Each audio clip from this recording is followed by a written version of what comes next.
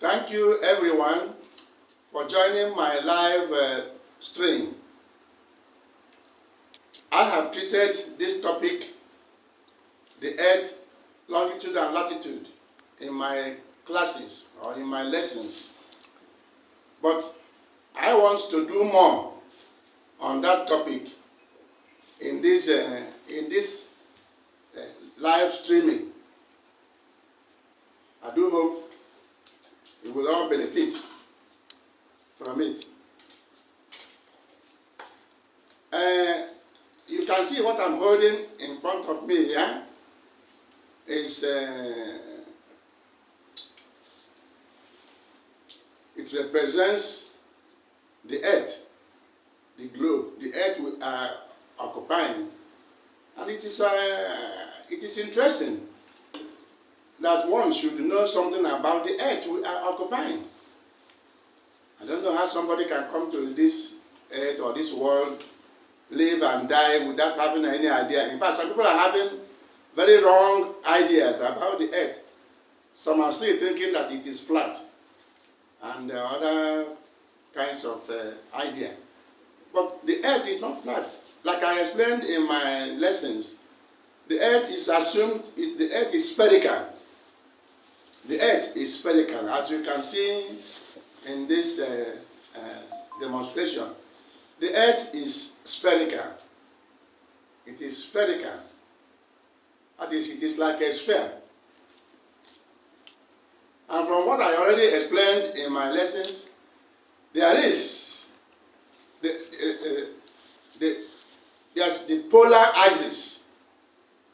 The polar axis that runs from the North Pole through the center of the Earth to the South Pole.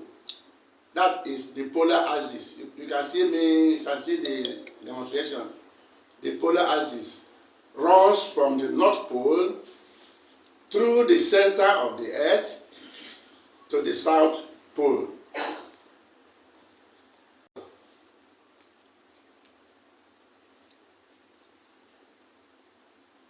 I call the equator a great circle. Why? Because the equator has the same radius as the Earth. As a matter of fact, any distance from the center of the Earth to any point on the surface is equal to the radius of the Earth. Any distance from the center of the Earth to any point at all on the surface of the Earth gives you the radius of the Earth. So if you look at what I'm holding here now, you can see that this and this, these two things I'm pulling at now, they stand as the diameter of the equator. From the center of the Earth, you get that diameter of the equator. I said something about circles of latitude. These are circles on the Earth's surface with their planes parallel to the plane of the equator. You can see the plane of the equator. It's just like if we take a head of orange and cut it at the center, remove the top. That's a surface you see. That's what I'm regarding as the plane of the equator. That surface you are looking at. And so, this circle of latitude is north of the equator.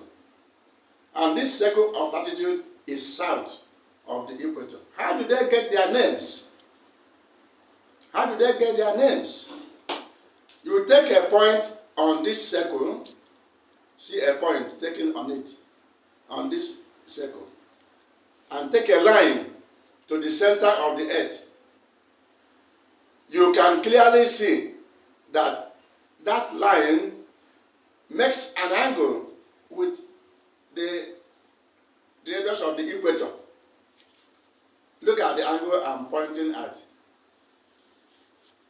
You can see You can see the angle I am pointing at.